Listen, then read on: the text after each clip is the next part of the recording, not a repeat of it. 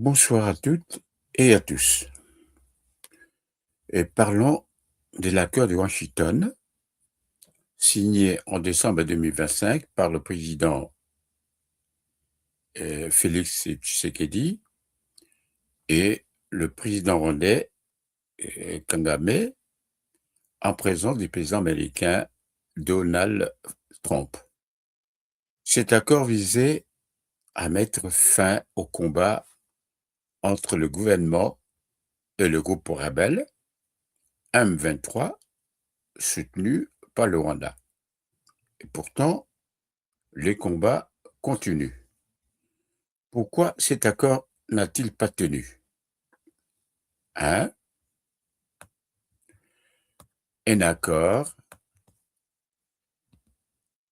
sans sanction réelle, c'est un accord qui est théorique.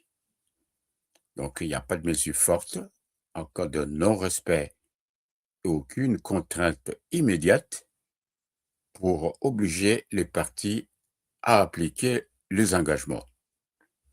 Résultat, chacun peut violer l'accord sans conséquences majeures. 2. Dans l'est de la RDC, des groupes comme M23 restent actifs. Ces acteurs ne se sentent pas liés par les accords diplomatiques.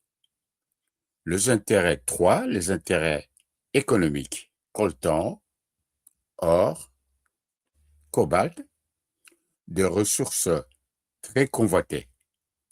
Tant que la guerre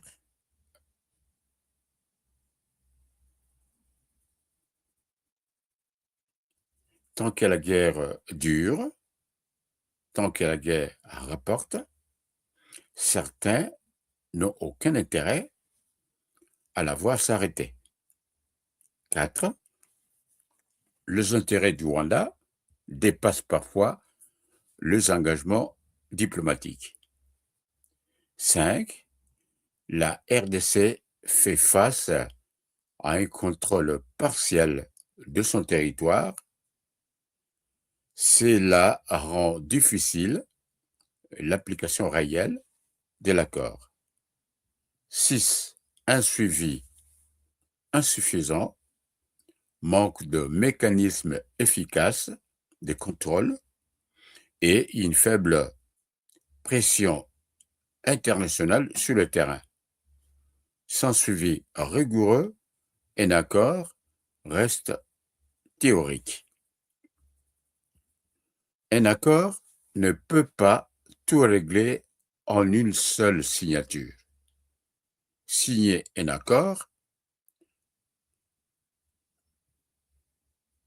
est une chose, l'appliquer en est une autre. La paix à l'Est ne se décidera ni à Paris, ni à Bruxelles, ni à Washington. Elle est en RDC, loin des intérêts cachés qui entretiennent le chaos. Notre pays se trouve devant un dilemme, la paix ou le chaos. Quel est ton avis? Dis-le dans les commentaires. Merci beaucoup d'avoir suivi ces décryptages et je vous demande de liker la vidéo, de la partager avec vos contacts et de vous abonner pour ne pas rater la prochaine vidéo. Au revoir.